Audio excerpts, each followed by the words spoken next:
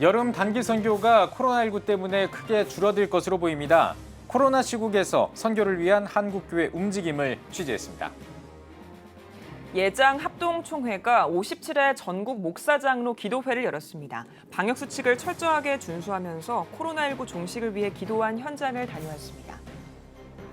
우리나라 국민 가운데 절반 이상이 차별금지법에 성적 지향 조항을 포함하는 걸 반대하는 것으로 나타났습니다.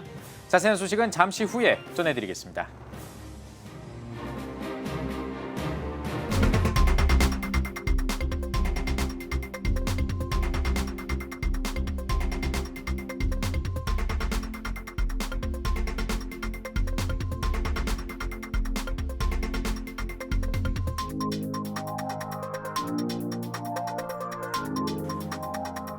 시청자 여러분 안녕하십니까? 6월 30일 CTS 뉴스입니다.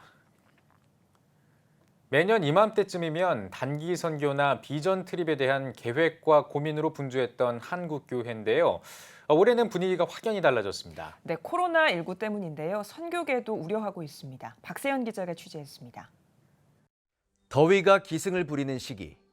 매년 이맘때면 단기 선교와 비전 트립 준비가 활발합니다. 하지만 코로나19가 덮친 올해 분위기는 사뭇 다릅니다. 단기 선교를 가장 많이 보내는 그런 단체 중에 하나도 올해는 거의 아마 한 7, 80%는 단기 선교를 해외로 못 갈 것이다. 이렇게까지 예측을 하고 준비를 하고 있습니다. 대다수의 선교단체가 선교를 나갈 인원을 확보하지 못하고 있는 현실. 올해는 국내 선교 활동에 집중하게 될 것이라는 전망이 많습니다. 코로나의 영향이 전 세계에 미치는 만큼 해외 선교가 위축될 수밖에 없다는 것. 국내 이주민과 농어촌, 미자립교회를 섬기는 사역에 집중할 가능성이 많다는 예상입니다. 해외 선교는 소수의 훈련받은 인원이 활동하되 현지의 온라인 사역 활성화에 집중할 것으로 보여집니다. 코로나19로 비대면 사역의 중요성이 강조되는 만큼 이에 따른 사역 확대를 도모한다는 겁니다.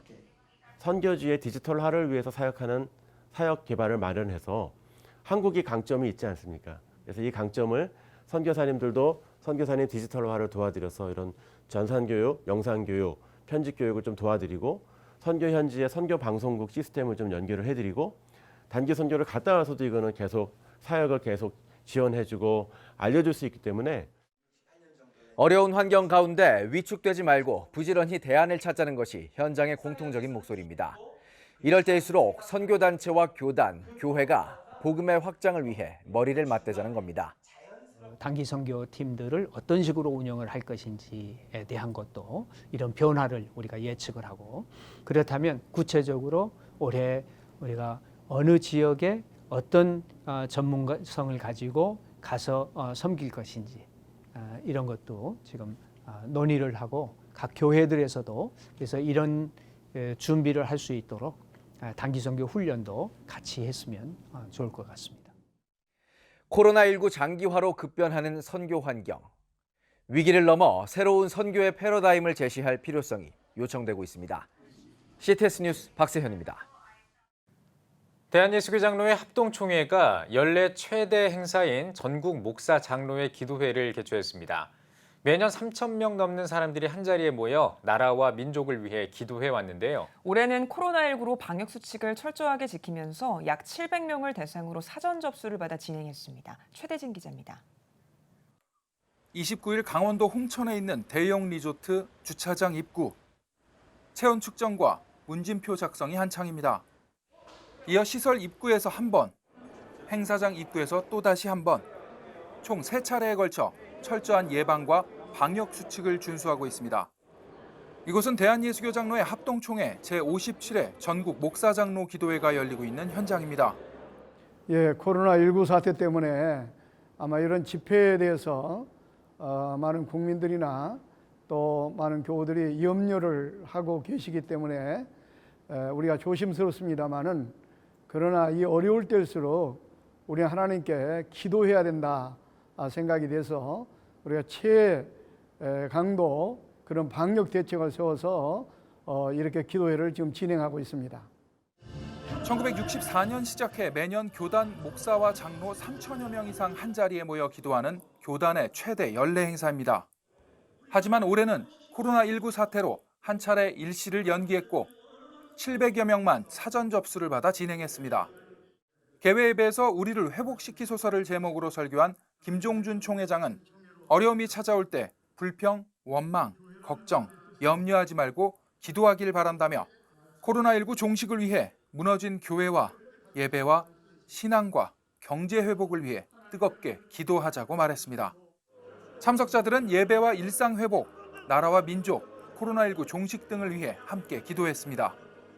바라는 것은 빨리 코로나19 사태가 종식이 되고 일상생활로 돌아갔으면 하는 그런 바람입니다. 그래서 거기에 우리가 초점을 맞춰서 뜨겁게 하나님께 기도하기를 원합니다. 오는 7월 1일까지 사흘 동안 열리는 기도회는 영성 회복을 위한 새벽 기도회, 교회의 미래 방향과 개혁주의 신앙 회복 등을 제시할 전체 특강, 트랙 강의, 저녁 집회 등을 진행합니다.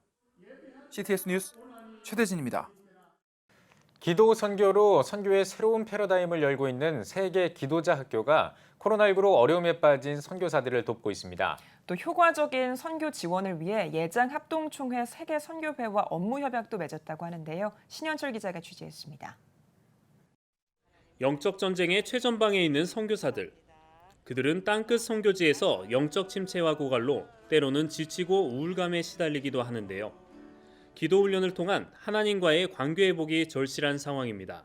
2012년 70개국의 7천의 기도자를 세우는 목표로 만들어진 세계 기도자 학교인 WPS는 그동안 대륙별 초교파적인 기도자 학교를 진행하는 한편 해외 한인 선교사와 한인교회 성도들을 위한 기도자 학교, 사모 선교사들을 위한 사모님 만세를 통해 기도 선교는 물론 선교사들의 영적 재충전의 시간을 진행해 왔습니다. 이번 코로나19 상황 속에 대한예수교 장로회 합동 측 총회 세계 선교회인 GMS에 1,500만 원 상당의 후원금을 기탁해 선교사들의 필요를 섬긴 광명교회는 세계 기도자 학교와 GMS의 업무 협약을 함께 진행해 선교사들의 영적 후원도 담당하게 됐습니다. 그 선교사님들을 총회가 저희 교회가 훈련시킬 수 있도록 위탁한다는 것이고 또 우리 교회의 기도의 그 영성이 선교사님들을 통해서 그 선교사님들이 사역하고 있는 나라의 성도들에게 흘러간다는 영적인 의미가 있는 거기 때문에 하나님께서 마지막 때에 저희 교회를 사용하시는 줄로 믿습니다. 세계 기도자 학교 WPS와 예장합동 총회 세계 선교회 GMS의 업무 협약 내용은 세계 기도자 학교 운동을 세계 복음화를 위한 선교 전략에 적극 활용하여 선교사 훈련과 재교육, 현지 기도자 동원과 육성의 상호 협력을 통한 세계 복음화 완수를 목표로 하고 있습니다. 세계 선교 사명을 완수하는 데 있어서 저희 GMS에 꼭 필요한 것이 기도를 통한 세계 선교 완수입니다. 특별히 이번에 WPS와 저희가 귀한 협약을 체결하게 되었는데요. 앞으로 GMS와 또 우리 현장의 선교사님들이 더욱더 기도를 통한 선교 전략을 가지고 세계의 선교를 완수해 가도록 하겠습니다. 선교 현장에 가장 필요한 것이 기도인데 선교사들 또 선교지의 성도들이 기도할 수 있도록 깨워주시고 세워주시는 세계 기도자 학교하고 MOU 맺게 되어서 너무 감사합니다. 주님을 닮은 생명 있는 교회들이 온 세계에 수없이 세워져서 땅끝까지 복음 전하는 그 일이 앞당겨져서 주님 빨리 오시기를 소망합니다. 선교사들의 멈추지 않는 기도로 선교지 가운데 7천의 기도자들이 세워질 것을 기대해 봅니다. CTS 뉴스 신현철입니다. 이스라엘 정부가 서한지구 부분 합병을 예고하면서 논란이 일고 있습니다.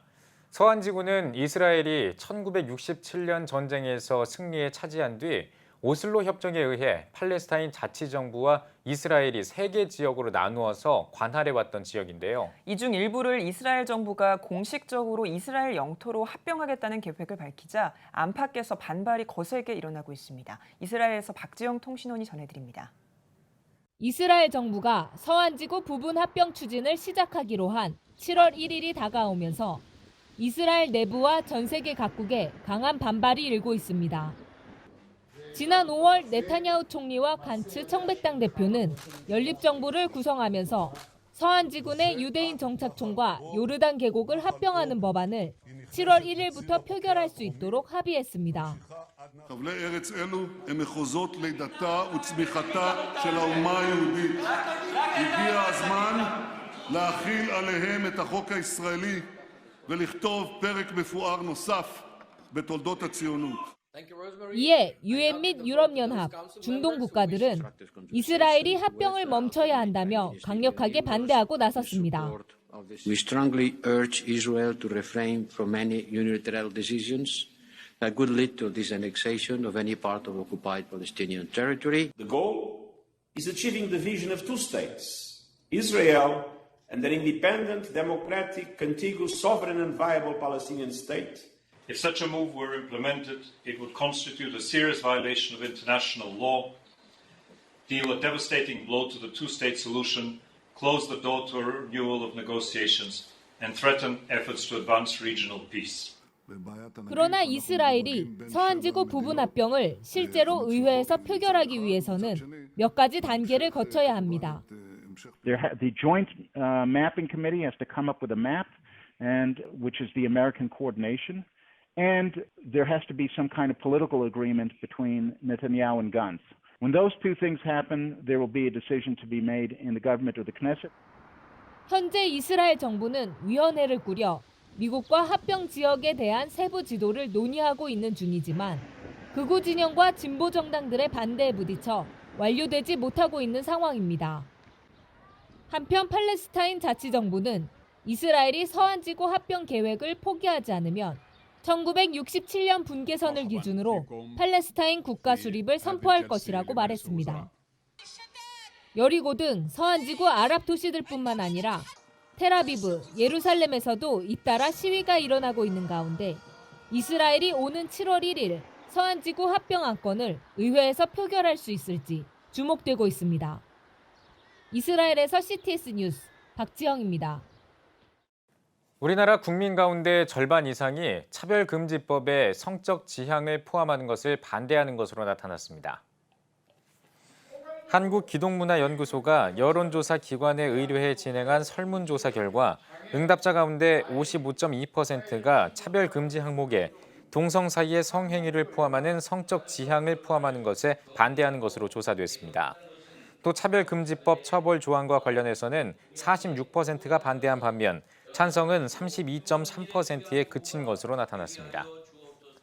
약 500개 단체가 참여하는 진정한 평등을 바라며 나쁜 차별금지법을 반대하는 전국연합 창립위원회가 발족했습니다. 창립준비위원장으로 선임된 세계성시화운동본부 전용태 공동대표회장은 포괄적 차별금지법의 성적 지향의 포함 여부와 상관없이 연구를 통해 심각한 문제가 있다는 것을 밝혀내 알려야 한다며 나쁜 법률은 막아내고 좋은 법률에는 앞장서는 기구가 되길 바란다고 전했습니다. 또 성명을 발표하고 차별금지법은 경찰과 검찰, 법원 등 사법기관의 해석과 적용으로 윤리와 양심을 따르는 대다수 국민을 범법자로 만드는 악법이라고 지적했습니다. 이어 동성애 차별금지법 제정을 통해 도덕적 가치 체계를 파괴하고 가족제도를 해체하려는 시도를 좌시하지 않을 것이라며 헌법이 보장하는 표현과 양심, 종교의 자유를 수호하기 위해 모든 수단과 방법을 동원해 강력히 저항할 것이라고 밝혔습니다. 연세의료원이 한국에서 사역한 선교사들에게 마스크를 전달했습니다. 연세의료원은 한국에서 사역하다가 미국으로 돌아간 은퇴 선교사들과 가족들을 위해 마스크 2만 장을 전달했다고 밝혔습니다. 의료원이 보낸 마스크는 미국 장로교와 감리교 3개 선교부를 통해 각각 10,000장씩 전달할 예정입니다. 연세의료원 정종훈 원목실장은 선교사들의 복음을 위한 열정과 사랑의 헌신을 잊지 않고 작은 보은이라도 할 수 있게 돼 기쁘다고 전했습니다. 선교 전문 교단인 얼라이언스 한국총회가 26일과 27일 3차 CNMA 한국총회를 개최했습니다.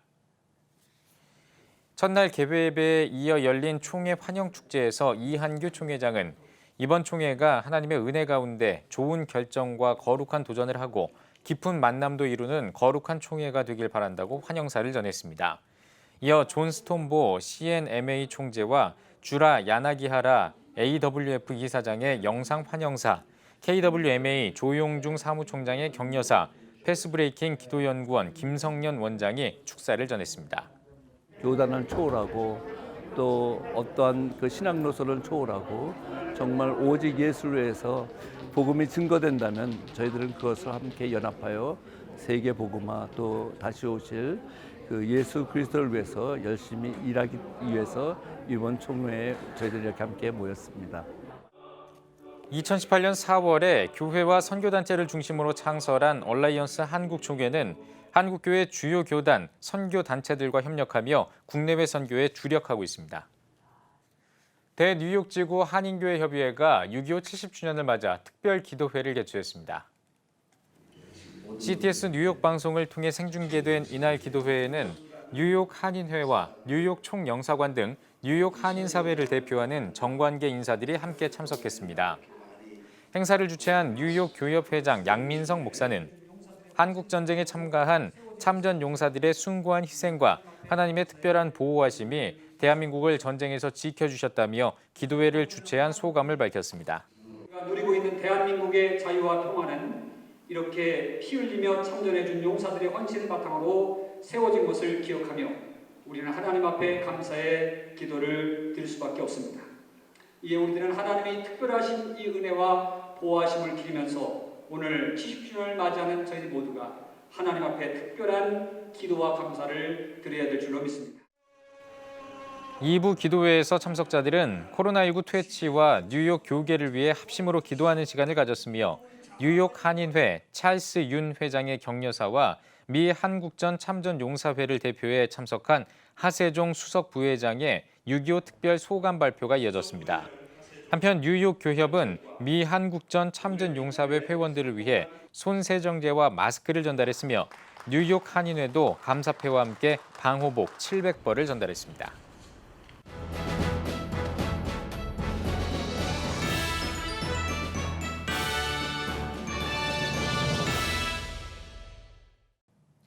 전국 각 지역별 네트워크 뉴스입니다. 연제구 목회자 연합회와 연제구 장로연합회 예배가 호국보훈의 달을 맞아 나라사랑 기도회를 가졌습니다.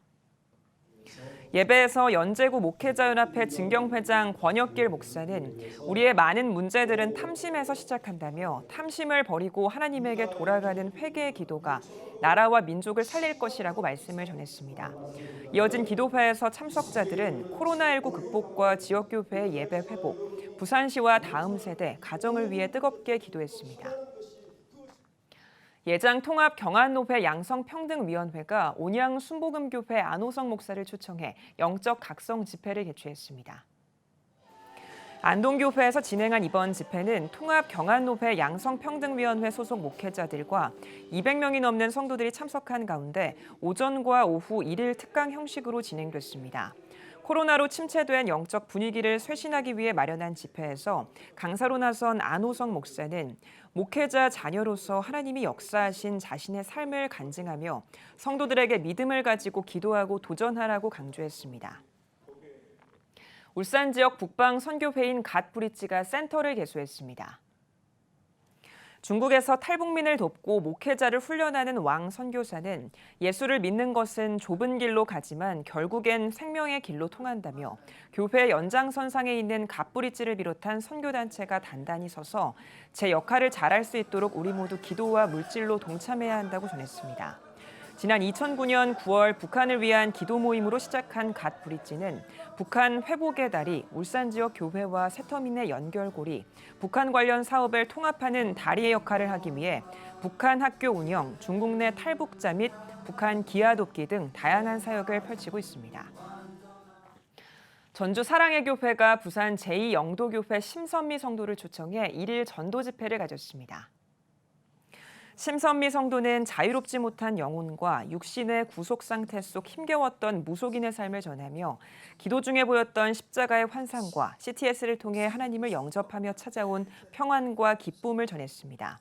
또 지금도 미래에 대한 궁금증과 두려움으로 무속인을 찾는 크리스천들이 많다며 이러한 샤머니즘적인 것들에 궁금증을 갖고 관심을 두는 순간 생각을 통해 사람을 지배하는 사탄의 꼬임에 빠지는 것이라고 강조했습니다. 전주 온누리교회가 지역교회 목회자와 사역자를 위한 2020 사역 지원 세미나를 개최했습니다. 이번 세미나는 초대교회사 다시 읽기의 저자인 밴쿠버 기독교 세계관 대학원 대학교 최종원 교수를 강사로 초청해 텍스트를 넘어 콘텍스트로라는 제목으로 마련됐습니다. 또 과거에 대한 바른 해석을 통한 하나님의 나라 성취라는 역사의 관점 등을 주제로 진행됐습니다.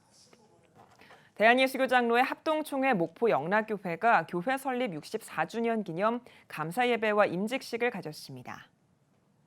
예배에서 목포 주안교회 모상년 목사는 오직 그리스도의 사랑 안에서 주의 은혜만을 구하며 서로를 온전하게 세워가는 교회가 되길 바란다고 전했습니다. 이어 안수 집사와 권사 임직식과 축하 순서를 진행했습니다. 대한예수교 장로회 통합 순천 세광교회가 기아 아동돕기 모금 전달식을 가졌습니다.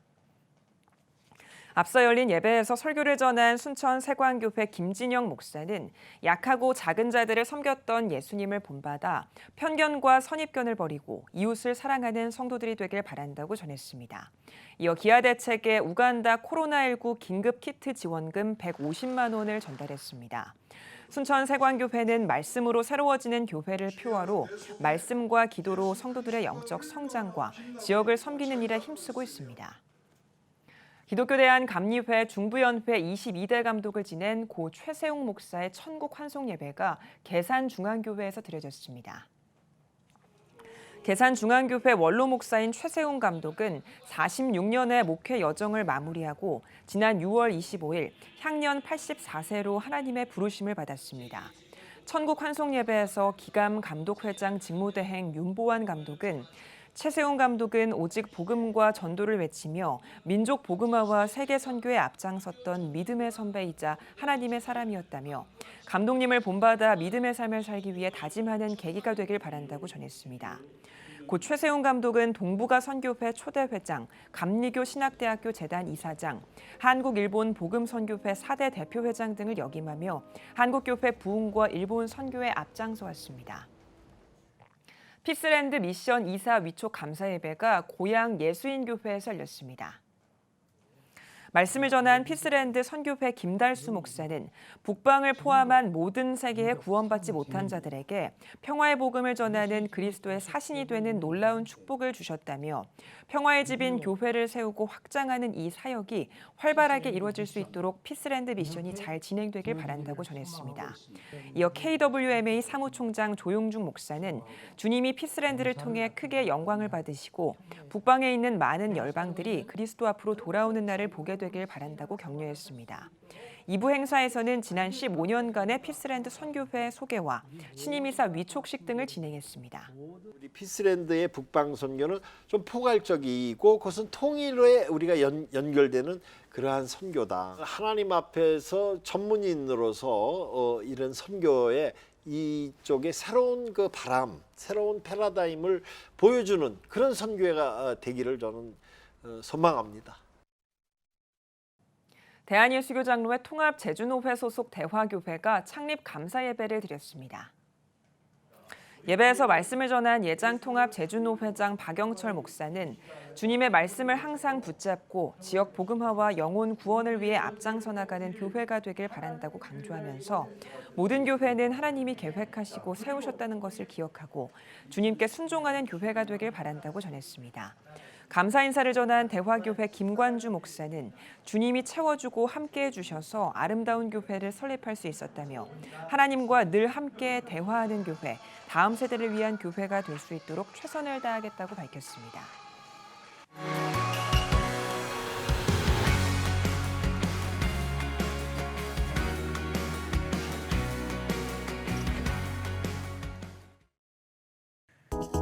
한 주 동안의 주요 뉴스를 살펴보는 소셜 브리핑 크리스천을 위한 세상복입니다. 사회적 거리 두기에 명확한 기준이 제시됐습니다. 정부가 일선 현장에서 혼선을 빚어왔던 점을 개선하기 위해 단계별 거리 두기 기준과 실행 방안을 총 3단계로 나누어 발표한 건데요. 1단계는 생활 속 방역을 철저히 지킬 것을 권고하고 2단계는 신규 확진자가 50명 이상 100명 이하를 유지할 때 시행합니다. 예를 들어 결혼식처럼 50명 이상이 모이는 실내 모임을 제한하는 거죠. 최고 단계인 3단계에서는 10명 이상 모임도 금지하기로 했습니다. 일본이 G7에 우리나라를 참여시키려는 도널드 트럼프 미국 대통령에 반대하는 입장을 밝혔습니다. 교도통신은 지난 5월에 트럼프 대통령이 G7을 G11으로 확대하고 우리나라와 러시아 등을 포함시키자고 한 제안에 일본 정부가 반대 의사를 밝혔다고 보도했습니다.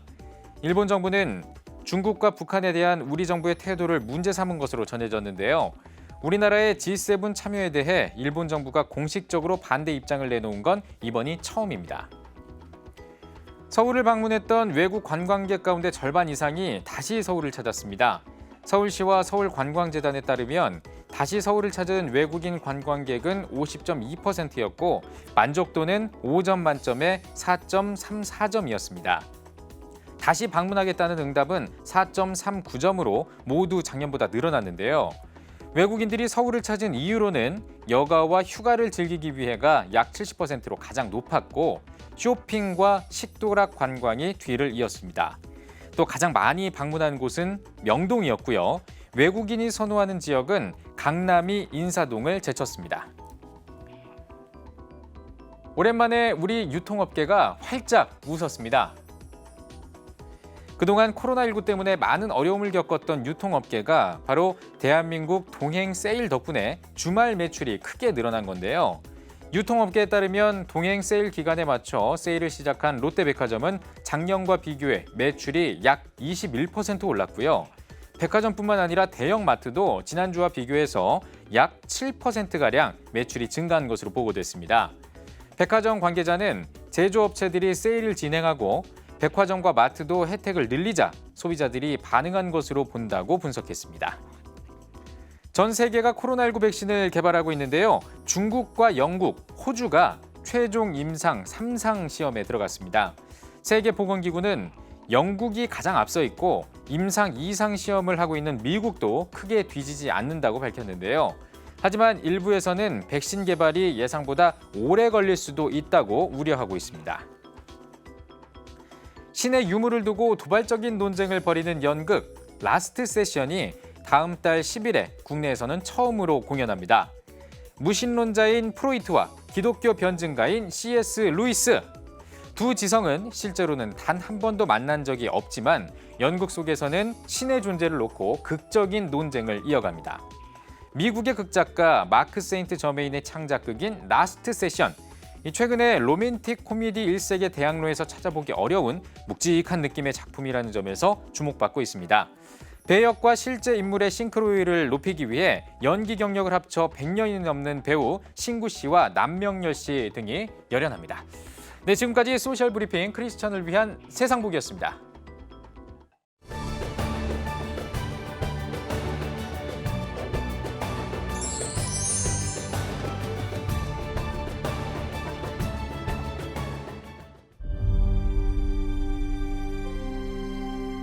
(2019년 3분기) 합계 출산율 역대 최저치인 0.88명. 출생자보다 사망자가 많은 인구 자연 증가율 0%의 대한민국. 이제 한국교회가 나서야 합니다. 교회, 학교, 가정이 함께하는 교육 선교. CTS가 함께합니다. 다음 세대와 가슴 뛰는 세상을 열어갑니다.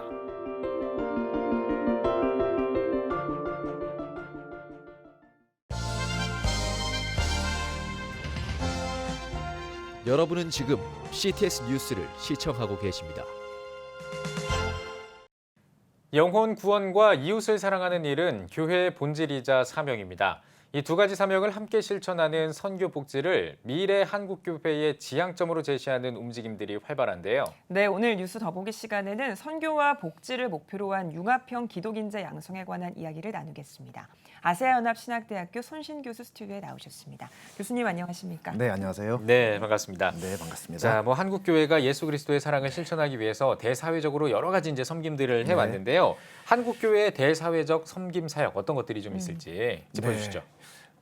일단 한국 교회 선교 역사라고 하는 것은 한국 기독교 사회복지의 역사와 그 맥을 같이 한다라고 저는 그렇게 생각을 하고 있습니다. 예. 그래서 특히 그 기독교 초기 기독교 선교사 해외 선교사들의 어떤 사역을 보게 되면요, 그 당시 우리가 유교 사회에서 어떤 만인 평등의 사상이라든지 아니면 자유라든지 혹은 인권이라든지 그런 가치를 내세우면서 정말로 사회에 소외되고 어려운 사람들을 위한 고아라든지 과부라든지 천민계층들을 위한 그런 돌봄의 사역을 통해서 선교를 시작을 했습니다. 네. 그 이후도 그런 전통이 쭉 이어내려왔고요. 물론 뭐 여러분들 잘 아시다시피 1990년대 이후에 한국 사회가 많이 어떤 자본주의가 발전을 하면서 네. 생기는 사회 양극화 문제들 혹은 그 소득 재분배 문제들, 사회 정의의 문제들에 대해서 한국 교회가 조금은 소극적이지 않았나 혹은 좀 더 탄력적으로 대응하지 못하지 않았나라는 그러한 일부의 비판이 있는 것도 사실이지만 저는 개인적으로 오늘날 한국 교회는 이러한 어떤 그 기독교 복지 혹은 선교, 이웃 사랑이 교회의 본질이라고 하는 그런 인식이 어떤 한국 교회와 기독교인들에게 많이 확장이 되었고요. 실제적으로 그런 노력과 역할들을 많이 하고 있다고 생각을 하고 있습니다. 네. 그래서 앞으로도 그런 노력을 할 거라고 생각합니다. 네. 말씀해주신 섬김 활동이 복음을 전하는 데도 큰 역할을 했을 걸로 보이는데요. 네네. 이런 한국교회가 사회에서의 섬김 활동이 선교적으로는 어떤 의미를 갖는다고 보시나요? 네.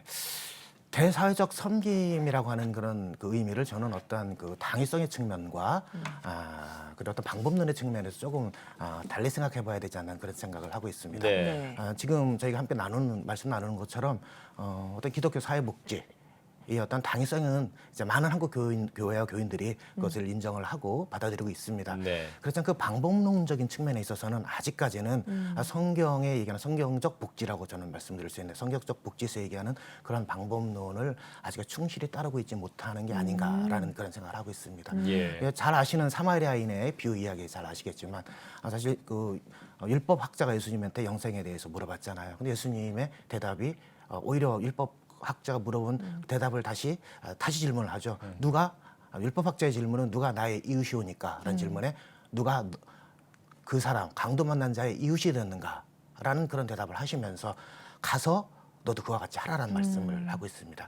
어떻게 보면 선교적 복지의 방법론은 저는 이 두 가지라고 생각을 합니다. 강도 만난 자의 시각에서 정말 그 사람들의 삶의 자리에 들어가서 할 때 어떻게 봤을 때는 복음의 접촉점이라고 하는 그런 우리가 효과도 거둘 수가 있는 거고요. 어떤 빛과 소금의 역할을 하라고 하는데 사실 빛이라고 하는 것은 어두운 곳을 비출 때 사실 그 빛의 역할을 다하는 것이고 소금은 또 물질과 결합이 됐을 때 또 물질의 부패를 네. 방지할 수 있는 것처럼 실제적으로 그 자리에 들어가서 그 사람들의 삶의 현장에서 그 사람들의 시각에 사는 그런 방법론을 우리 한국교회가 한다면 선교와 복지가 더욱더 같이 나갈 수 있지 않을까라는 생각을 하고 있습니다. 네, 알겠습니다. 이 코로나 사태가 네. 아주 좀 계속되고 네, 있는데요. 이 코로나 사태 속에서 한국 교회도 많은 섬김을 했지 않습니까? 어떤 섬김을 좀 나눴었나요? 네, 일단 한국교회 섬김의 모습이 뭐 전반적으로 다 이렇게 바뀌었다고 말씀드릴 수는 없는데 일단 네. 코로나 사회의 가장 특징 중에 하나라고 볼 수가 있는 것이 어떤 그런 그 사회적인 측면에 있어서 언택트 비대면 네. 그러한 그 사회가 도래하고 있고 네네. 또 복지의 측면에서 있어도 융합복지가 조금씩 이렇게 가속화되고 있습니다. 저희 학교 같은 경우도 사실 교수님들이 한 학기 내내 온라인으로 강의를 하셨는데 그 전까지는 그렇게 하라고 하더라도 사실 엄두가 나지 못했었는데 네네. 이제는 모든 교수님들이 자연스럽게 하고 계십니다. 결국은 다가올 미래가 지금 현재가 돼 있는 거죠. 네. 그런 측면에서 어떤 그 교회의 복지 사역 역시 상당 부분 앞으로 할 부분이 당겨졌다라고 생각을 합니다. 제가 알고 있는 몇몇 사례를 얘기하면 일단은 집합 위주의 어떤 모여서 하는 그런 복지 프로그램보다는 실질적으로 찾아가는 복지 서비스, 어떤 방문 서비스, 그리고 그 사람들의 어떤 욕구에 맞는 어떤 맞춤형 돌봄 서비스 쪽으로 한국 교회의 사역들도 많이 바뀌는 모습을 보이고 있고요. 네. 노숙자들을 대상으로 한 어떤 사역들도 음식을 그냥 모여서 음식을 이렇게 대접해 드리는 것보다는 도시락을 만들어서 드린다든지 아니면 임의용 같은 경우도 교회에서 하는 임의용 사업 같은 경우도 이렇게 모아서 이렇게 머리를 만진 어르신들, 독거노인들 해드린다기보다는 그분들에게 어떤 증서라든지 지역에서 쓸 수 있는 그런 쿠폰을 드려요. 네. 그럼 그 쿠폰을 가지고 자기가 가는 미용실에 가서 하게 되면 지역 경제 활성화에도 도움이 되고요. 어떤 그런 비대면 언택트 사회 그런 측면에서도 좀 도움이 되고요. 이제 그러한 변화들이 이제 나타나고 있는 걸로 이렇게 보입니다. 네. 말씀해주신 것처럼 코로나19로 우리 사회 전반에 많은 영향들이 있었는데요. 네. 그러면 한국교회 섬김 사역은 어떤 것을 지향하고 나가야 될까요? 한국교회 섬김 사역. 네. 코로나와 더불어서 우리가 4차 산업혁명도 함께 같이 생각을 해봐야 될 것 같습니다. 네.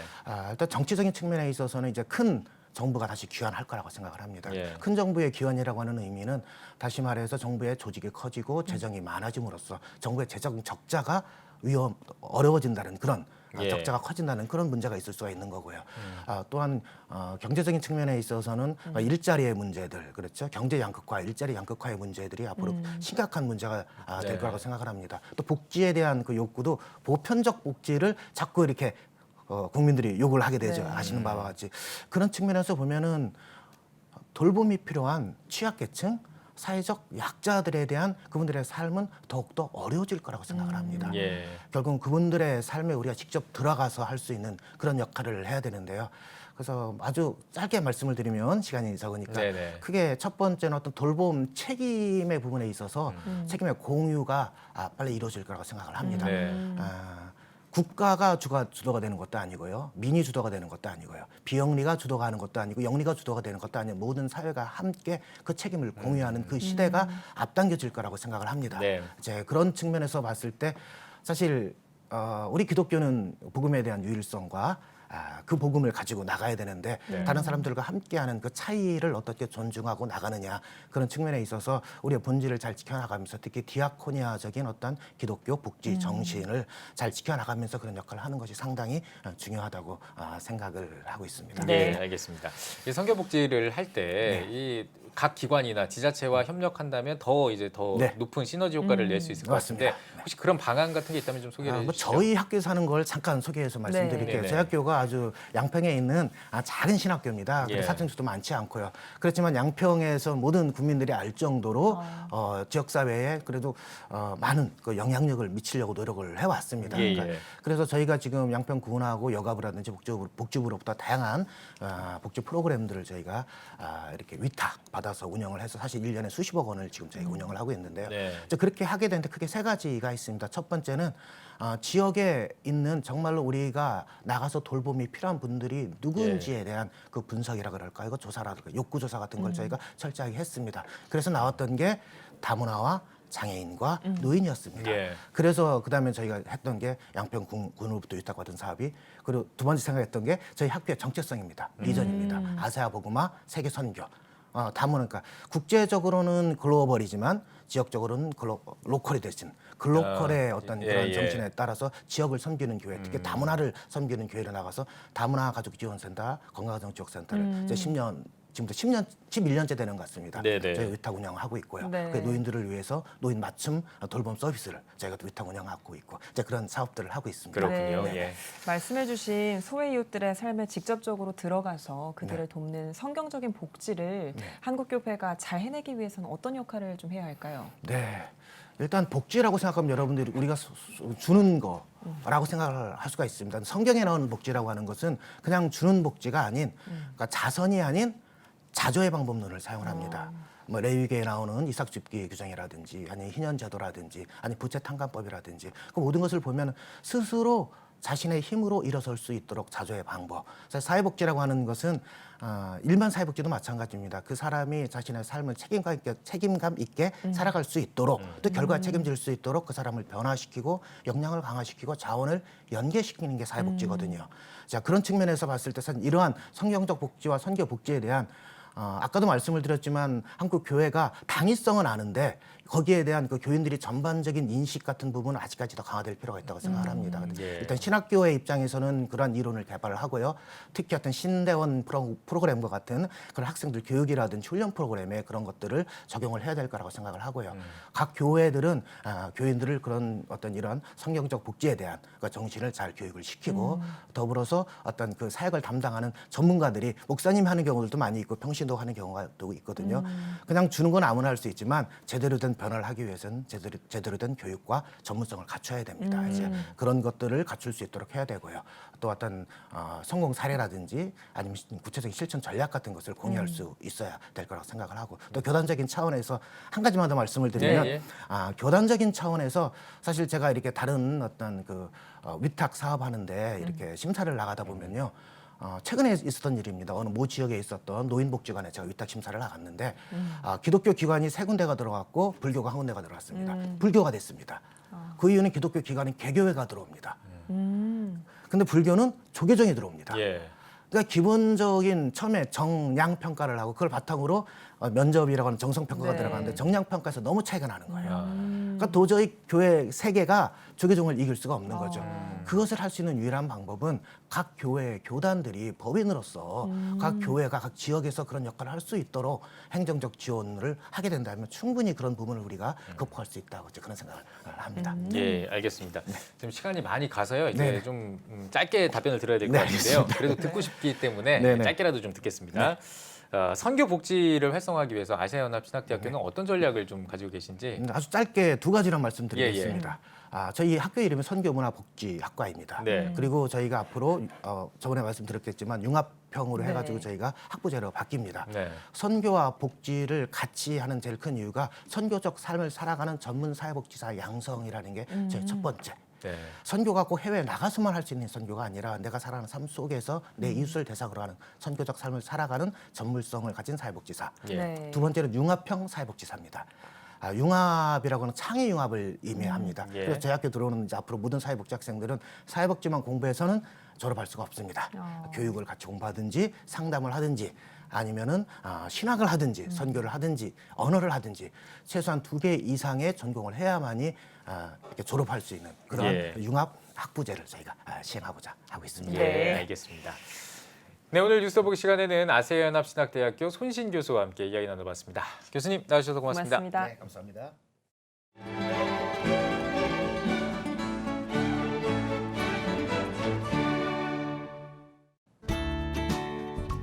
내일은 전국에 구름이 많겠습니다. 아침 최저 기온은 18도에서 20도, 낮 최고 기온은 21도에서 29도가 되겠습니다. 주간 날씨 예보입니다. 3일은 전남과 경남, 제주도, 5에서 7일은 전국에 비가 오겠습니다.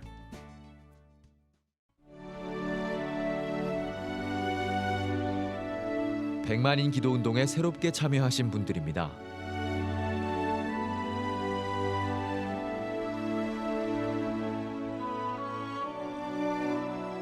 백만인 기도운동을 통해 보내주신 후원금은 국내는 물론 전 세계를 향한 CTS의 영상 선교 사역을 위해 소중하게 쓰이고 있습니다.